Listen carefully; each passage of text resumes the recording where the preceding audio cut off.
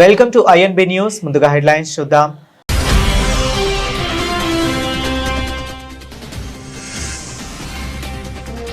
ఉక్రెయిన్లో భారత నూతన రాయబారి నియామకం.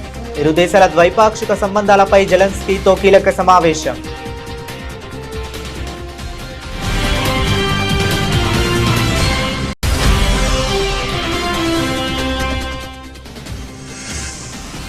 $1 ట్రిలియన్ ఆర్థిక వ్యవస్థ వైపు ఉత్తరప్రదేశ్ అడుగులు. యూపీ జపాన్ ఇన్వెస్ట్మెంట్ మీట్లో సీఎం యోగి ఆదిత్యనాథ్ వ్యాఖ్యలు.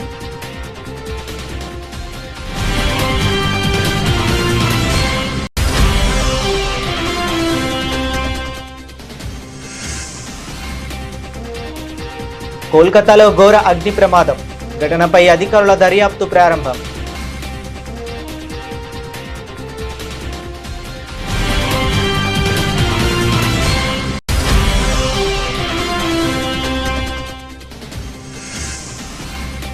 తమిళనాడు ఎమ్మెల్యేలకు సీఎం విజయ్ తీపి కబురు.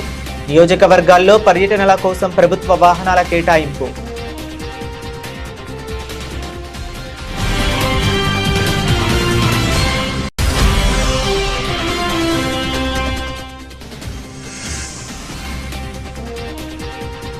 పిల్లలు రాజ్యాలు ఏలాలంటే చదువు ఒక్కటే మార్గం. సీఎం రేవంత్ రెడ్డి స్పష్టత.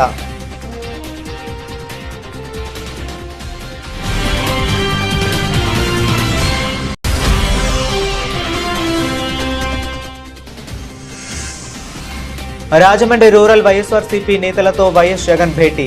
పార్టీ బలోపేతంపై దిశానిర్దేశం.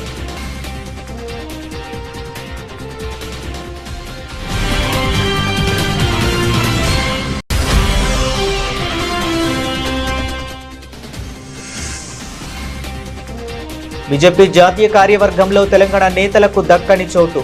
రాజాసింగ్ సంచలన వ్యాఖ్యలు.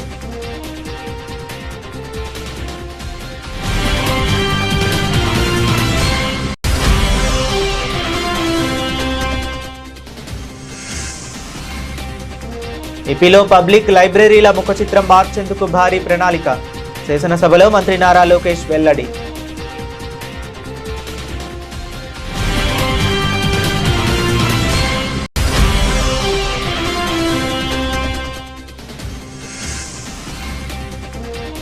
సనత్ నగర్ టీం సందర్శనకు వెళుతుంటే అడ్డుకోవటం సిగ్గుచేటు. ఎమ్మెల్యే సుధీర్ రెడ్డి ఆగ్రహం.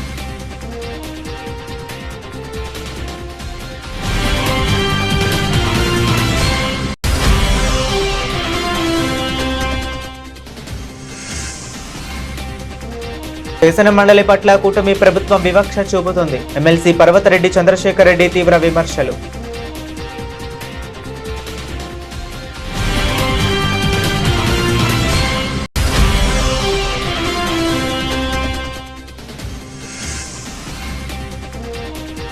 గాలి టెస్టులో ఘన విజయం సాధించిన భారత్. 165 పరుగుల తేడాతో శ్రీలంకపై విక్టరీ.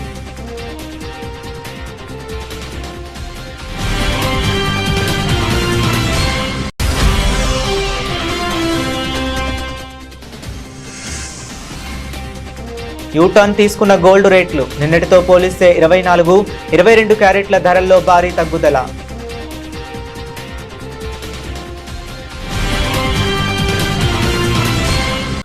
ఉక్రెయిన్లో భారత నూతన రాయబారిగా బాధ్యతలు స్వీకరించిన అంజనీ కుమార్ సహాయ్ ఉక్రెయిన్ అధ్యక్షుడు వ్లాదిమిర్ జెలెన్స్కీని కలిశారు. రాజధాని క్లీవ్లోని అధ్యక్ష భవనంలో జరిగిన ప్రత్యేక కార్యక్రమంలో ఆయన తన అధికారిక నియామక పత్రాలను అధ్యక్షుడు జెలెన్స్కీకి సమర్పించారు. ఈ సందర్భంగా భారత రాయబారికి ఉక్రెయిన్ అధ్యక్షుడు ఘన స్వాగతం పలికారు. అనంతరం ఇరు దేశాల మధ్య దౌత్య సంబంధాలు, ద్వైపాక్షిక సహకారం మరియు ప్రస్తుత ప్రాంతీయ పరిస్థితులపై వారు కాసేపు చర్చించారు. భారత్ ఉక్రెయిన్ మధ్య మైత్రిని మరింత బలోపేతం చేసేందుకు మరియు పలు రంగాల్లో పరస్పర సహకారాన్ని పెంపొందించేందుకు నూతన రాయబారి అంజనీ కుమార్ సహాయ కృషి చేస్తారని ఈ సందర్భంగా ఆశాభావం వ్యక్తం చేశారు. ఉత్తరప్రదేశ్ రాష్ట్రాన్ని $1 ట్రిలియన్ ఆర్థిక వ్యవస్థగా తీర్చిదిద్దడమే లక్ష్యంగా ప్రభుత్వం వేగంగా అడుగులు వేస్తుందని ఆ రాష్ట్ర ముఖ్యమంత్రి యోగి ఆదిత్యనాథ్ స్పష్టం చేశారు. రాజధాని లక్నోలో నిర్వహించిన యూపీ జపాన్ ఇన్వెస్ట్మెంట్ మీట్ వేదికగా ఆయన జపాన్ ప్రతినిధులు, పారిశ్రామికవేత్తలతో సమావేశమయ్యారు. ఈ సందర్భంగా సీఎం యోగి మాట్లాడుతూ ఉత్తరప్రదేశ్ రాష్ట్రం పెట్టుబడులకు ఎంతో అనుకూలమైన ప్రాంతంగా మారిందన్నారు. ప్రపంచ స్థాయి మౌలిక సదుపాయాలు, మెరుగైన లాజిస్టిక్ కనెక్టివిటీ, కట్టుదిట్టమైన శాంతి భద్రత నైతికతలు మరియు పారదర్శక సుపరిపాలన రాష్ట్రానికి ఉన్న అతిపెద్ద బలాలు అని ఆయన కొనియాడారు. యూపీలో పెట్టుబడులు పెట్టేందుకు వచ్చే జపాన్ పారిశ్రామికవేత్తలకు పూర్తి సహకారం అందిస్తామని, అన్ని రకాల అనుమతులను వేగవంతం చేస్తామని హామీ ఇచ్చారు. भारत और जापान का संबंध सांस्कृतिक और आध्यात्मिक विश्वास पर आधारित है, जिसमें बुद्ध की करुणा है, जीवन का अनुशासन है और मध्य मार्ग दोनों देशों के साझा मूल्य हैं.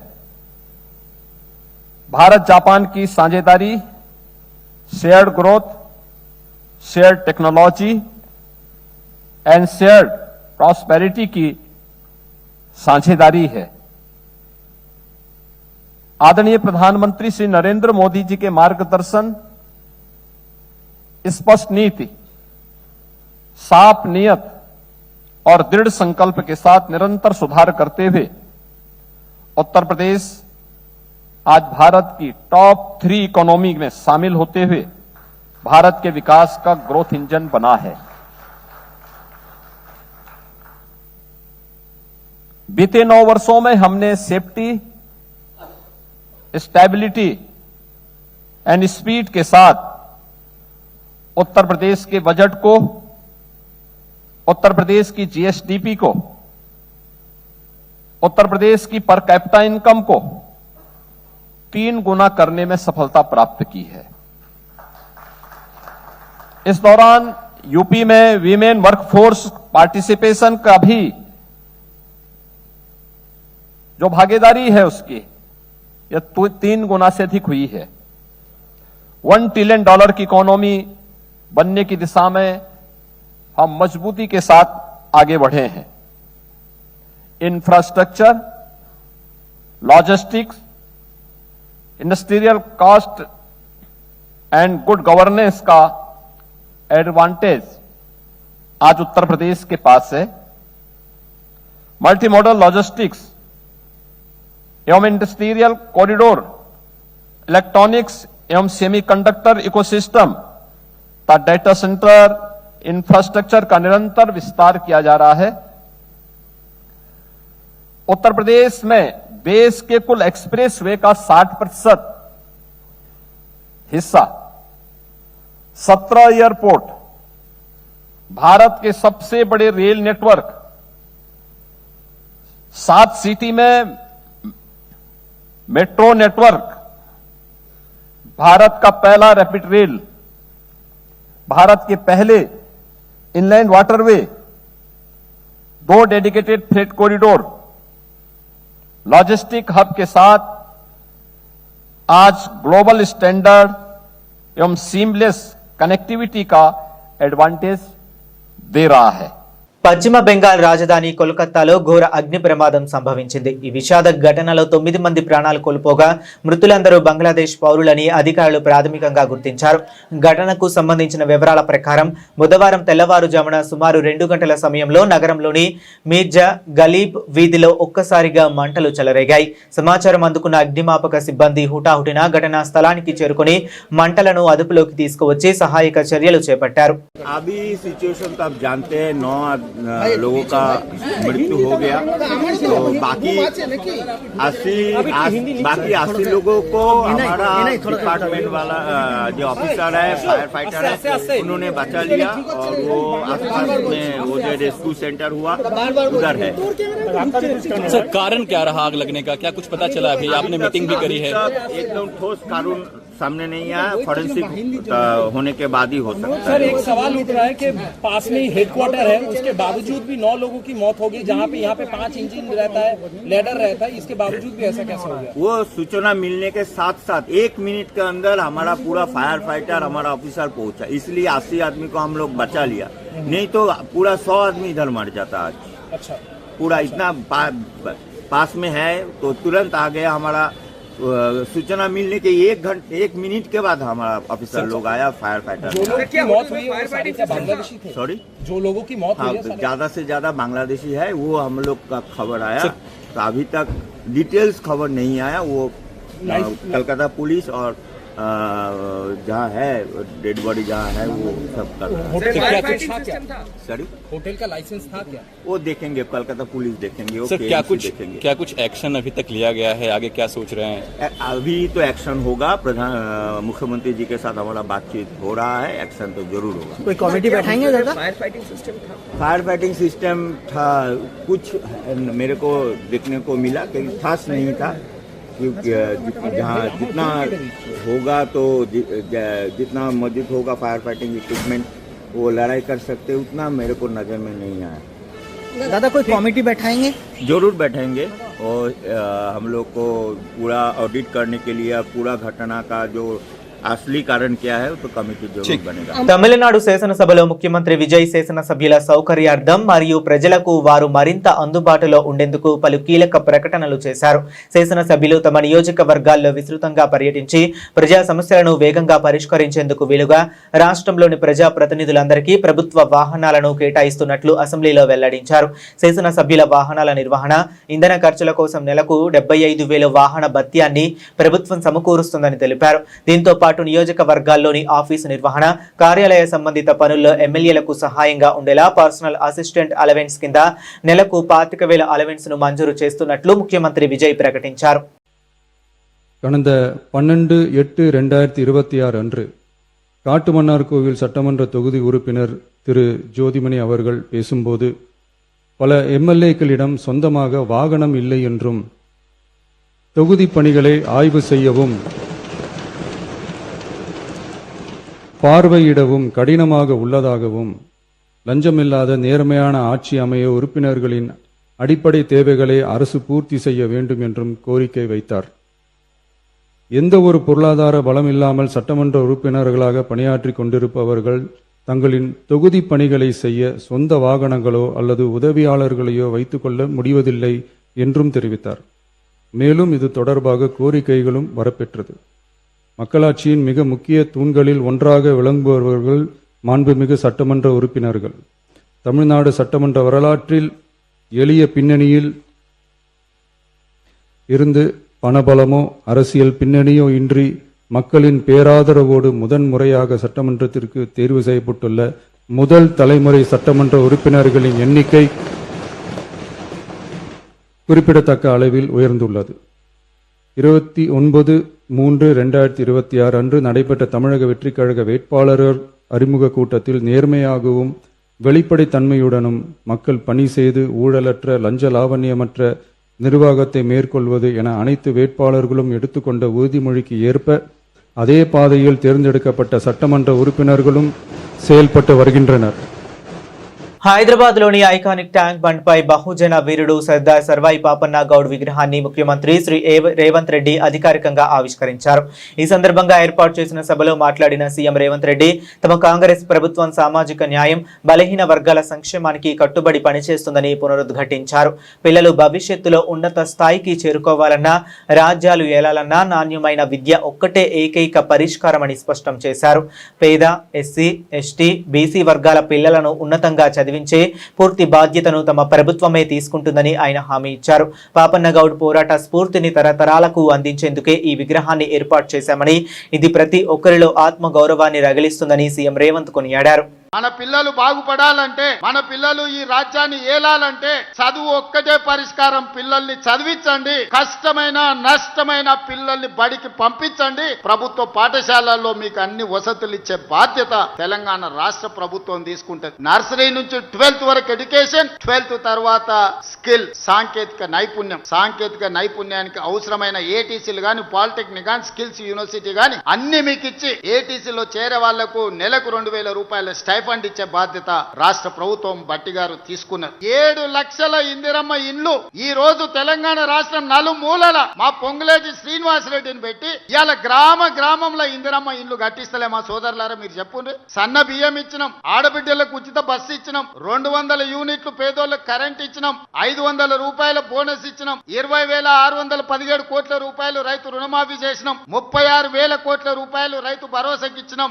ఈ రోజు వడ్ల కొనుగోలు కోసం 90 40,000 కోట్ల రూపాయలు ఈ రోజు ఖర్చు పెట్టినాం. ఆడబిడ్డలకు 1000 బస్సులు కొనిచ్చినాం, 1000 మెగావాట్ల సోలార్ విద్యుత్తు చేసుకునే వ్యాపారం ఇచ్చినాం. హైటెక్ సిటీ పక్కన 1000 కోట్ల రూపాయల భూమి ఇచ్చి వాళ్ళు తయారు చేసిన వస్తువులను అమ్ముకునే అవకాశం ఇచ్చినాం. 60,000 కోట్ల రూపాయల బ్యాంకు లింకేజ్ మహిళా సంఘాలకు బట్టి గారు సీతక్క ఇచ్చి ఈ రోజు మహిళల్ని కూడా ఆదుకునేంత గొప్ప పనులు చేయడం జరిగింది. అదే విధంగా పిల్లలు బాగుపడాలి, చదువుకోవాలంటే ఇప్పుడున్న పాఠశాలలే కాకుండా యంగ్ ఇండియా ఇంటిగ్రేటెడ్ స్కూల్స్ ప్రతి నియోజకవర్గంలో 25 ఎకరాలల్లా 200 కోట్ల రూపాయలతోని ఎస్సీ ఎస్టీ బీసీ మైనారిటీ ఉన్నత వర్గాలు కలిసి చదువుకోవడానికి young India integrated residential schools తీసుకొచ్చినాం. మొన్ననే ఆరుట్ల తెలంగాణ పబ్లిక్ స్కూల్ ను ప్రారంభించుకున్నాం. యంగ్ ఇండియా స్కిల్స్ యూనివర్సిటీ క్రీడాకారులను రాణించడానికి ఈ రోజు తెలంగాణ రాష్ట్రంలో మనం స్పోర్ట్స్ యూనివర్సిటీని, స్పోర్ట్స్ అకాడమీని ప్రారంభించుకున్నాం. మిత్రులారా, మీరు ఆలోచన చేయండి. ఇవన్నీ చేసినవే కొన్ని చెప్పిన నేను. మిత్రులారా, ఈ ప్రభుత్వం నా ఒక్కడిదో బట్టి గారు ఒక్కరిదో కాదు. ఈ ప్రభుత్వం సామాజిక న్యాయం, ప్రజల సంక్షేమం కోసం పనిచేస్తున్న ప్రభుత్వం. ఈ ప్రభుత్వంలో ప్రతి ఒక్కరికి అవకాశం ఉంటుంది. తాడేపల్లిలోని వైఎస్ఆర్సీపీ కేంద్ర కార్యాలయంలో పార్టీ అధినేత మాజీ ముఖ్యమంత్రి వైఎస్ జగన్మోహన్ రెడ్డి అధ్యక్షతన రాజమండ్రి రూరల్ నియోజకవర్గ ముఖ్య నాయకుల సమావేశం ముగిసింది. ఈ సమావేశానికి నియోజకవర్గ ఇన్ఛార్జ్ చెల్లుబోయిన వేణుగోపాలకృష్ణతో పాటు స్థానిక సంస్థల మాజీ ప్రజా ప్రతినిధులు, పార్టీ ముఖ్య నేతలు మరియు కార్యకర్తలు పెద్ద సంఖ్యలో హాజరయ్యారు. ఈ సందర్భంగా నియోజకవర్గంలోని ప్రస్తుత రాజకీయ పరిస్థితులు, సంస్థాగత అంశాలు మరియు ప్రజా సమస్యలపై వైఎస్ జగన్ సుదీర్ఘంగా చర్చించారు. రాబోయే రోజుల్లో పార్టీ అనుసరించాల్సిన కార్యాచరణపై నేతలకు స్పష్టమైన దిశానిర్దేశం చేశారు. ప్రజలు ఎదుర్కొంటున్న సమస్యలపై నిరంతరం గలమెత్తాలని, క్షేత్రస్థాయిలో వెళ్లి ప్రజల్లో ఉంటూ పార్టీని మరింత బలోపేతం చేయాలని నాయకులు, కార్యకర్తలకు జగన్ పిలుపునిచ్చారు. బీజేపీ జాతీయ కార్యవర్గంలో తెలంగాణ నాయకులకు ప్రాతినిధ్యం దక్కకపోవడంపై గోషామహల్ ఎమ్మెల్యే రాజాసింగ్ తీవ్ర స్థాయిలో వ్యాఖ్యలు చేశారు.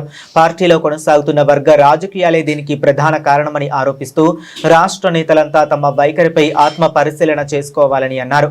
గతంలో రాష్ట్రానికి చెందిన సీనియర్ నేతలకు జాతీయ స్థాయిలో కీలక పదవులు దక్కేవని, కానీ ఈసారి ఒక్కొక్కరికి కూడా జాతీయ కార్యవర్గంలో చోటు కల్పించలేదని రాజాసింగ్ అన్నారు. తెలంగాణ బీజేపీలో నిరంతరం గ్రూపు రాజకీయాలు నడుస్తున్నాయని, ప్రతి చిన్న విషయానికి ఢిల్లీకి వెళ్లి ఒకరిపై ఒకరు ఫిర్యాదులు చేసుకునే సంస్కృతి పెరిగిపోయిందని విమర్శించారు.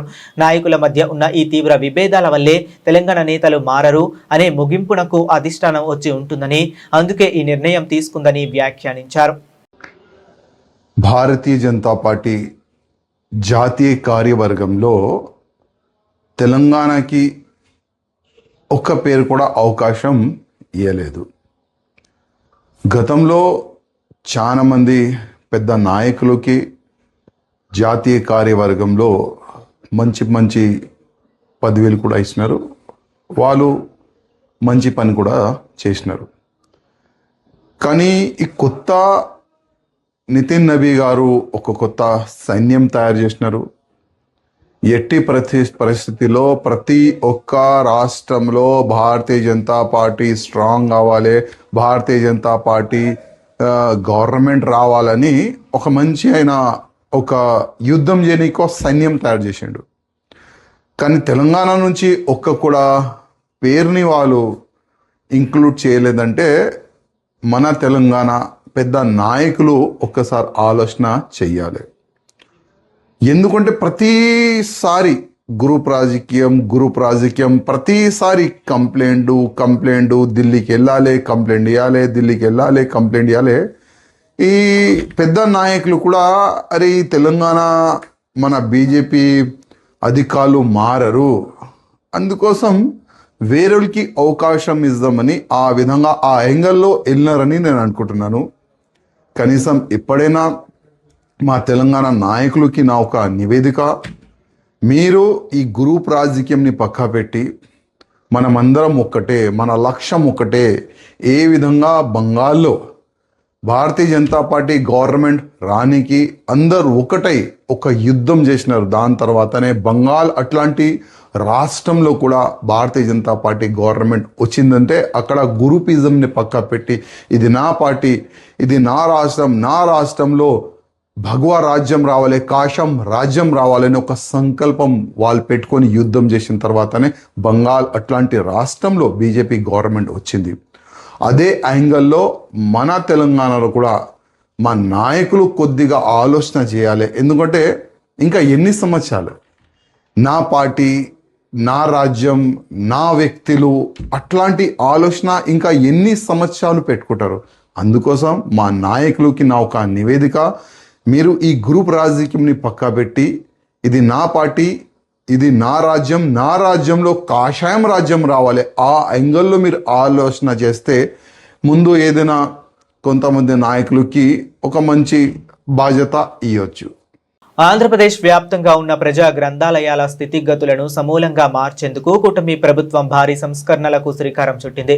రాష్ట్రంలోని పబ్లిక్ లైబ్రరీల మౌలిక వసతులను ఆధునీకరించి డిజిటల్ యుగానికి అనుగుణంగా తీర్చిదిద్దడమే లక్ష్యంగా విప్లవాత్మక మార్పులు చేపట్టబోతున్నామని మానవ వనరుల అభివృద్ధి, విద్యా మరియు ఐటీ శాఖ మంత్రి నారా లోకేష్ శాసనసభ వేదికగా స్పష్టం చేశారు. అసెంబ్లీ సమావేశాల్లో భాగంగా గ్రంథాలయాల అభివృద్ధిపై మాట్లాడిన మంత్రి లోకేష్ గత కొన్నేళ్లుగా పర్యవేక్షణ లేక నిరాదరణకు గురైన ప్రజా గ్రంథాలయాలకు మళ్లీ పూర్వ వైభవం తీసుకొస్తామని హామీ ఇచ్చారు. అధ్యక్ష, గ్రంథాలయాలు అనేది చాలా ఇంపార్టెంట్ అధ్యక్ష. మా కూటమి అంటే ప్రజా ప్రభుత్వ అధికారంలోకి వచ్చిన ప్రత్యేక శ్రద్ధ పెడతాం జరిగింది అధ్యక్ష. వాస్తవంగా మంగళగిరిలో ఒక మోడల్ ఏర్పాటు చేశాము. సుమారుగా ₹1 కోటి ఖర్చు పెట్టి ఒక లైబ్రరీ ఎలా ఉండాలి, ఇన్ఫ్రాస్ట్రక్చర్ ఎలా ఉండాలి, పిల్లలకి ఎలాంటి వసతులు ఉండాలి, అక్కడ నుంచి కాంపిటేటివ్ ఎగ్జామ్స్ వరకు ఎలాంటి వసతులు ఏర్పాటు చేయాలి, ఎలాంటి పుస్తకాలు ఏర్పాటు చేయాలని దానిపైన ప్రత్యేకంగా ఫోకస్ పెట్టాం అధ్యక్ష. దానివల్ల ఏమైందంటే ఇప్పుడు మంగళగిరిలో రాత్రి 7ంటికి 8ంటికి కూడా వెళ్ళినా సుమారుగా 200-300 మంది పిల్లలు అక్కడ ఉంటున్నారు, చదువుకుంటున్నారు. కాంపిటేటివ్ ఎగ్జామ్స్ కూడా అప్పేర్ అయ్యే వాళ్ళు కూడా అక్కడ ప్రిపేర్ అవుతాం జరుగుతుంది అధ్యక్ష. అనేక మార్లు కూడా నాకు ఫోటోలు కూడా వాళ్ళే పంపిస్తాం జరిగింది. థ్యాంక్ యూ కూడా చెప్తాం జరిగింది అధ్యక్ష. అధ్యక్ష, ప్రభుత్వ ఆలోచన ఏంటంటే నియోజకవర్గం, జిల్లా, జోనల్, సెంట్రల్ లైబ్రరీ ఏర్పాటు చేయాలి. బలోపేతం ఇక్కడ ఆల్రెడీ ఆ ఇన్ఫ్రాస్ట్రక్చర్ని ఎలా బలోపేతం చేయాలి, ఎక్కడైతే ఇన్ఫ్రాస్ట్రక్చర్ లేదో లేదంటే పాతపడిన ఇన్ఫ్రాస్ట్రక్చర్ ఉందో అక్కడ కొత్త ఇన్ఫ్రాస్ట్రక్చర్ కట్టాల్సిన బాధ్యత ప్రభుత్వం పైన ఉంది అధ్యక్ష. దాంట్లో భాగంగా ఏదైతే జిల్లా గ్రంథాలయాలకు ఇవ్వాల్సిన సెస్ గత ప్రభుత్వాలు ఏంటంటే అది నేటికల్ CFMSకి పెట్టేసి డైరెక్ట్ గా ట్రెజరీకి తీసుకొచ్చారు. అది నేను గౌరవ ముఖ్యమంత్రి గారితో మాట్లాడి, అదేవిధంగా ఆర్థిక శాఖ మంత్రులతో మాట్లాడి అది మాకు ఇవ్వండి, అది మా నిధులు కనుక అది రేపు గ్రంథాలయాలు ఏర్పాటు చేసేందుకు ఖర్చు పెట్టాల్సిన బాధ్యత మా పైన ఉందని చెప్తాం జరిగింది అధ్యక్ష. అది ఈ సంవత్సరం నుంచి మాకు నిధులు ఇస్తాం జరుగుతుంది. గౌరవ సభ్యురాలకు నేను హామీ ఇస్తున్న అధ్యక్ష, 9 నెలల్లో కడప గ్రంథాలయ పూర్తి చేసే బాధ్యత నేను తీసుకుంటాను. మేడం గారి చేతుల మీదుగా ఆ గ్రంథాలయాలు కూడా ఆ కడప ప్రజలకి అంకితం చేస్తామని సభాముఖంగా సభ్యురాలు తెలియజేస్తున్నారు అధ్యక్ష. సనత్ నగర్ టీమ్స్ ఆసుపత్రి సందర్శనకు వెళుతున్న బీఆర్ఎస్ నాయకత్వాన్ని పోలీసులు అడ్డుకోవడంపై ఎల్బీ నగర్ ఎమ్మెల్యే సుధీర్ రెడ్డి తీవ్ర స్థాయిలో మండిపడ్డారు. మాజీ మంత్రి హరీష్ రావు నివాసం వద్ద మీడియాతో మాట్లాడిన ఆయన హరీష్ రావు, తలసాని శ్రీనివాస్ యాదవ్లతో కలిసి తాము ఆసుపత్రిని పరిశీలించేందుకు వెళుతుంటే పోలీసులను పెట్టి నిరోధించడం సిగ్గుచేటని విమర్శించారు. కనీస మౌలిక సదుపాయాలు కల్పించకుండా అరాకొరా వసతులతో టీమ్స్ ఆసుపత్రిని హడావుడిగా ప్రారంభించారని సుధీర్ రెడ్డి ఆరోపించారు.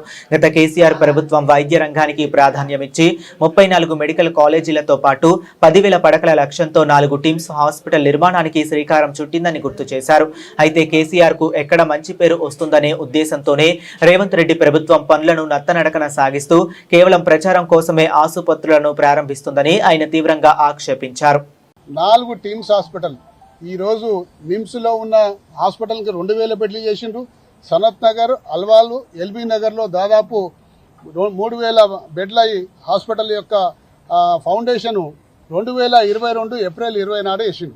అలాగే వరంగల్లో హెల్త్ సిటీని అక్కడ ఫౌండేషన్ వేసిండు.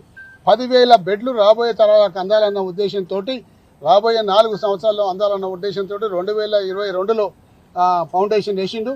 వేస్తే దాదాపు బీఆర్ఎస్ హయాంలోనే దాదాపు 5-6 అంతస్తుల రూఫులు పడ్డాయి. కానీ గడిచిన 3 సంవత్సరాలలో ఈ 3 సంవత్సరాలలో ఎక్కడ కూడా ప్రోగ్రెస్ లేకుండా నత్తనడక నడిపించి ప్రజలు ఇది కేసీఆర్ గారు చేసిందని చెప్పి మర్చిపోవాలి, మర్చిపోయినాకనే మేం చేసినట్టు కనిపించాలని ఒక చెడ్డ ఆలోచనతో దాన్ని స్లో డౌన్ చేసిండ్రు. ఇవాళ ముఖ్యమంత్రి గారు సనత్ నగర్ టీమ్స్ను నిన్న ప్రారంభించడం జరిగింది. మరి ఒక సూపర్ స్పెషాలిటీ హాస్పిటల్ని ప్రారంభిస్తే అందులో సంపూర్ణంగా వసతులు ఉన్నాయని చెప్పి చెక్ చేసుకోలే ఈ రాష్ట్ర ప్రభుత్వం. గుడ్డిగా దాన్ని ఓపెన్ చేసిండ్రు. అక్కడ ఏ మాత్రం వసతులు లేవు. 4 అంబులెన్స్ వ్యాన్లు పెట్టిండ్రు. రోగులు వస్తే అక్కడి నుంచి నిమ్స్ హాస్పిటల్ తరలిస్తాంకు వాటిని రెడీ పెట్టిండ్రు. వచ్చిన రోగులను అక్కడ తరలిస్తుండ్రు. ఇవాళ కాంట్రాక్టు లేబర్ అక్కడ పనిచేస్తున్న గత 4 నెలలుగా వాళ్లకు జీతాలు ఇస్తలేదని చెప్పి ఇలా ధర్నా కూడా అక్కడ చేస్తా ఉన్నారు. అంటే ముందు చూపుతో కేసీఆర్ గారు ఆలోచిస్తే వీళ్ళు దాన్ని అంతా కూడా పక్కకు పెట్టేసేసేసి కేవలం పబ్లిసిటీ కోసం మేం చేస్తున్నామని చెప్పుకోవడం కోసం 6 నెలలకు ఒక హాస్పిటల్ ఓపెన్ చేస్తా అని చెప్పి నిన్న ముఖ్యమంత్రి గారు పత్రికాముఖంగా ఒక స్టేట్మెంట్ ఇచ్చిండు. 6 నెలలకు ఒక హాస్పిటల్ అంటే ఏ హాస్పిటల్ ఓపెన్ చేస్తాడు? ఇవాళ ఈ హాస్పిటల్ ఓపెన్ చేసిండు, రేపు అల్వాల హాస్పిటల్ ఓపెన్ చేస్తాడు, ఎల్లుండి మళ్ళీ దాని తర్వాత ఇంకో 6 నెలలకు ఎల్బీ నగర్ హాస్పిటల్ ఓపెన్ చేస్తాడు, ఇంకో 6 నెలలకు వరంగల్ హాస్పిటల్ ఓపెన్ చేస్తాడు. అంటే కేసీఆర్ గారు ముందు చూపుతోటి ఫౌండేషన్ వేసి దాదాపు సగం పూర్తయిపోయిన హాస్పిటల్ని ఇవాళ కంప్లీట్ చేసి ఆయన పూర్తి చేసినట్టు ఇవాళ నిజంగా చెప్పుకునే ప్రయత్నం చేస్తున్నందుకు చాలా నీచమైన పని. రాజకీయాల్లో ఇంత నీచ స్థాయికి దిగజారి ఇవాళ చేస్తున్న ఏ రాష్ట్ర ముఖ్యమంత్రి కూడా లేడు. కేవలం మన రాష్ట్ర ముఖ్యమంత్రి ఈ విధంగా నీచంగా చేస్తున్నాడని కూడా ఈ సందర్భంగా మనవి చేసుకుంటూ ఆంధ్రప్రదేశ్ శాసన మండలిలో కూటమి ప్రభుత్వం వ్యవహరిస్తున్న తీరుపై వైఎస్ఆర్సీపీ ఎమ్మెల్సీ పర్వతరెడ్డి చంద్రశేఖర్ రెడ్డి తీవ్ర స్థాయిలో ధ్వజమెత్తారు. ప్రభుత్వం మొదటి నుంచి శాసన మండలి పట్ల తీవ్ర వివక్ష చూపుతుందని ఆయన విమర్శించారు. మీడియాతో మాట్లాడిన ఆయన తమ తప్పులు ఎక్కడ బయటపడతాయోనన్న భయంతో కూటమి నాయకులు శాసన మండలి గొంతు నొక్కేందుకు ప్రయత్నిస్తున్నారని ఆరోపించారు. సభలో డిప్యూటీ చైర్మన్ స్థానానికి కనీస గౌరవం ఇవ్వకుండా రాజ్యాంగబద్ధమైన ఆ కుర్చీకి విలువ లేకుండా అధికార పక్ష సభ్యులు సభ నుంచి బయటకు వెళ్లిపోవటం అత్యంత విచారకరమని, ఇది తీవ్రంగా నిరసించదగ్గ విషయమని ఎమ్మెల్సీ చంద్రశేఖర్ రెడ్డి స్పష్టం చేశారు. చంద్రశేఖర్ రెడ్డి గారు తక్కువ సమయం ఉంది కాబట్టి ఇంకా చాలా మంది ఉన్నారు.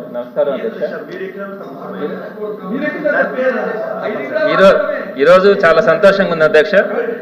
మాతో పాటు ఒక కమిట్మెంట్ కలిగినటువంటి ఒక లీడర్ ఈరోజు ఈ శాసన మండలికి సంబంధించి డిప్యూటీ చైర్మన్గా ఏకగ్రీవంగా ఎంపిక కావడం అన్నది చాలా సంతోషం అధ్యక్ష. వైఎస్ జగన్మోహన్ రెడ్డి గారు ఎప్పుడు కూడా ఒక కమిట్మెంట్తో పనిచేసేటువంటి లీడర్స్కి మనం అవకాశం ఇవ్వాలా, వారి ద్వారా ఈ ప్రజల సమస్యలని కానీ ఈ ప్రజలకు కావాల్సినటువంటి విషయాలన్నింటిలో కూడా మనం పోరాడాలన్న ఆలోచన కలిగినటువంటి వ్యక్తి. మరి ఆయన చెప్పినటువంటి డైరెక్షన్స్లో అందరం కూడా మిమ్మల్ని డిప్యూటీ చైర్మన్గా చేసుకోవడం మా అందరి అదృష్టమని కూడా అంటా ఉన్నాను అధ్యక్ష. అదేవిధంగా ఈ ప్రభుత్వానికి శాసన మండలి అంటే మొదటి నుంచి కూడా ఎందుకో ఒక వివక్ష చూపిస్తా ఉన్నారు అధ్యక్ష. ఎగ్జాంపుల్ చెప్పాలంటే నిన్నటి రోజున డిఎస్సి గురించి పక్కన మొదటి రోజే మొదటి క్షణాల్లోనే అక్కడ చర్చకు వచ్చి ఇక్కడ ప్రతిపక్షంలో డిమాండ్ చేస్తా ఉన్నా కూడా శాసన మండలిలో వారు చర్చించడానికి ఈ రోజుకి కూడా ముందుకు రాకపోవడం, వారు చేసినటువంటి తప్పులు కానీ అక్రమాలు కానీ అన్యాయాలు కానీ అవన్నీ కూడా ఎక్కడ బయటపడతాయన్న ఉద్దేశంతో ఈ శాసన మండలి గొంతు నొక్కడానికి వాళ్ళు ప్రయత్నిస్తూ ఉన్నారు అధ్యక్ష. అదేవిధంగా రెండో పాయింట్ కూడా మన ఎల్ఓపి గారిని అవమానించడం కానీ చైర్మన్ గారిని కూడా గతంలో అనేక సందర్భాల్లో శాసన మండలి చైర్మన్ గారిని కూడా వారు అవమానించినటువంటి పరిస్థితి ఇందాక కూడా చూసాం వారు మాట్లాడినటువంటి తీరు. అదేవిధంగా ఇప్పుడు డిప్యూటీ చైర్మన్గా మీరు ఎంపిక అయిన తర్వాత మిమ్మల్ని గౌరవంగా చూడాల్సినటువంటి బాధ్యత వారి మీద ఉంటే దానికి ముందే మంత్రి గారు చెప్తా ఉన్నారు చైర్కి ఉన్నటువంటి విలువ గౌరవం అవన్నీ చెప్తా కరెక్ట్గా డిప్యూటీ చైర్మన్గా ఆ చైర్లో మీరు కూర్చునేటప్పుడు వాళ్ళందరూ కూడా పారిపోవడం అన్నది ఈ శాసన మండలిని వారు ఎంతవరకు గౌరవిస్తా ఉన్నారన్నది చూడాలి. మరి తప్పకుండా కూడా చట్టసభలంటే గౌరవం లేనటువంటి వీరికి ప్రజలు రాబోయే రోజుల్లో కూడా తప్పకుండా గుణపాఠం చెప్తారు అధ్యక్ష. మీరు ఇంకా భవిష్యత్తులో మరింత ఉన్నత స్థానానికి మీరు వెళ్ళాలని, అదేవిధంగా మంచి మనసు కమిట్మెంట్ ఉండేటువంటి వ్యక్తి ఆ స్థాయికి వెళ్ళినప్పుడు మిమ్మల్ని గౌరవమైనటువంటి స్థానంలో చూడాలని మనస్ఫూర్తిగా ఆకాంక్షిస్తూ మరొకసారి మీకు శుభాకాంక్షలు తెలియజేస్తున్నాను. శ్రీలంక పర్యటనలో ఉన్న టీమిండియా తొలి టెస్టులోనే ఆతిథ్య జట్టుపై తమ ఆధిపత్యాన్ని చాటుకుంది. గాలే వేదికగా జరిగిన మొదటి టెస్టు మ్యాచ్లో భారత జట్టు 165 పరుగుల తేడాతో సంచలన విజయాన్ని నమోదు చేసింది. 372 పరుగుల భారీ లక్ష్య ఛేదనతో బరిలోకి దిగిన శ్రీలంక మన బౌలర్ల దాటికి 206 పరుగులకే కుప్పకూలింది. ఈ మ్యాచ్ విజయంలో భారత యువ స్పిన్నర్ మానవ్ సుతార్ కీలక పాత్ర పోషించాడు. రెండో ఇన్నింగ్స్లో 55 పరుగులిచ్చి 6 వికెట్లు పడగొట్టి సుతార్ ఈ మ్యాచ్లో మొత్తంగా 10 వికెట్లు తీసి లంక బ్యాటింగ్ వెన్ను విరిచాడు.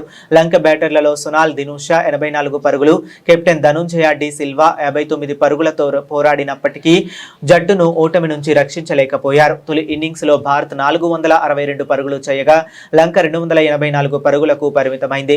అనంతరం రెండో ఇన్నింగ్స్ లో భారత్ 193 పరుగులు చేసి ప్రత్యర్థి ముందు భారీ లక్ష్యాన్ని ఉంచింది. ఈ గెలుపుతో 2 టెస్టుల సిరీస్ లో టీమిండియా 1-0 ఆధిక్యంలో నిలిచింది. ఇక రెండు జట్ల మధ్య ఆఖరిదైన రెండో టెస్ట్ మ్యాచ్ ఆగస్టు 22 నుంచి కొలంబో వేదికగా ప్రారంభం కానుంది. భారత్లో గత 2 రోజులుగా నిరంతరం పెరుగుతూ వచ్చిన పసిడి ధరలు నేడు అకస్మాత్తుగా యూటర్న్ తీసుకున్నాయి.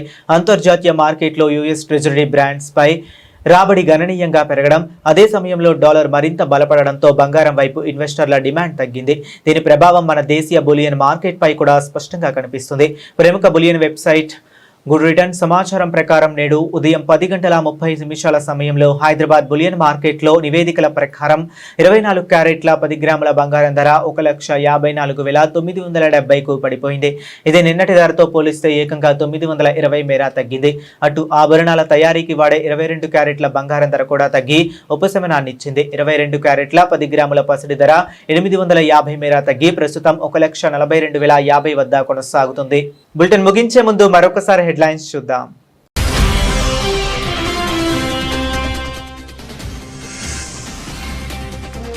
ఉక్రెయిన్లో భారత నూతన రాయబారి నియామకం. ఇరు దేశాల ద్వైపాక్షిక సంబంధాలపై జెలెన్స్కీతో కీలక సమావేశం.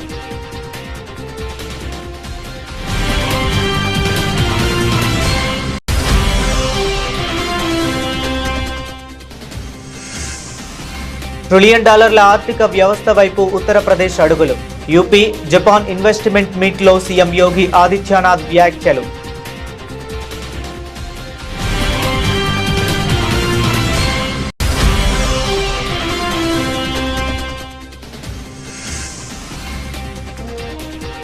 కోల్కతాలో ఘోర అగ్ని ప్రమాదం.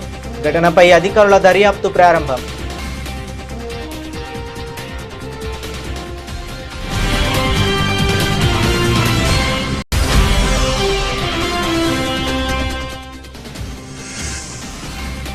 తమిళనాడు ఎమ్మెల్యేలకు సీఎం విజయ్ తీపి కబురు. నియోజకవర్గాల్లో పర్యటనల కోసం ప్రభుత్వ వాహనాల కేటాయింపు.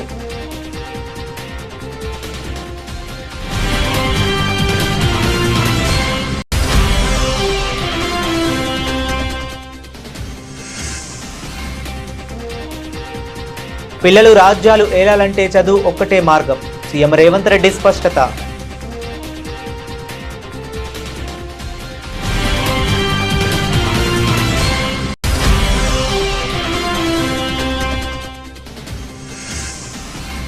రాజమండ్రి రూరల్ వైఎస్ఆర్సీపీ నేతలతో వైఎస్ జగన్ భేటీ. పార్టీ బలోపేతంపై దిశానిర్దేశం.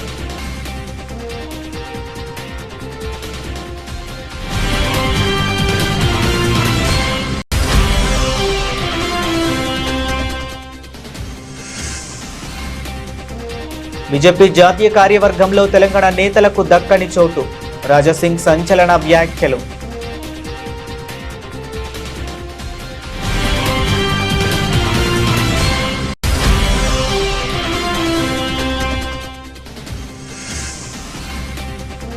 ఏపీలో పబ్లిక్ లైబ్రరీల ముఖచిత్రం మార్చేందుకు భారీ ప్రణాళిక. శాసనసభలో మంత్రి నారా లోకేష్ వెల్లడి.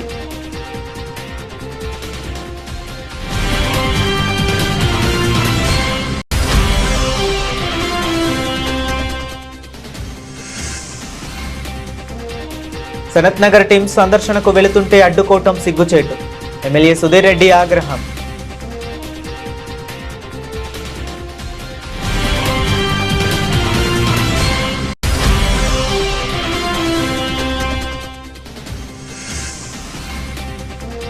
శాసన మండలి పట్ల కూటమి ప్రభుత్వం వివక్ష చూపుతుంది. ఎమ్మెల్సీ పర్వతరెడ్డి చంద్రశేఖర్ రెడ్డి తీవ్ర విమర్శలు.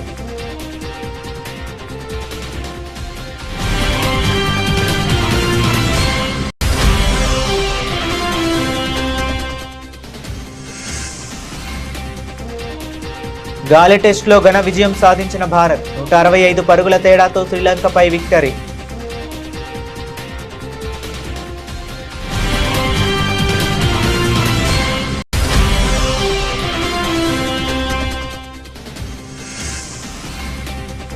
యూటర్న్ తీసుకున్న గోల్డ్ రేట్లు. నిన్నటితో పోలిస్తే 24, 22 క్యారెట్ల ధరల్లో భారీ తగ్గుదల.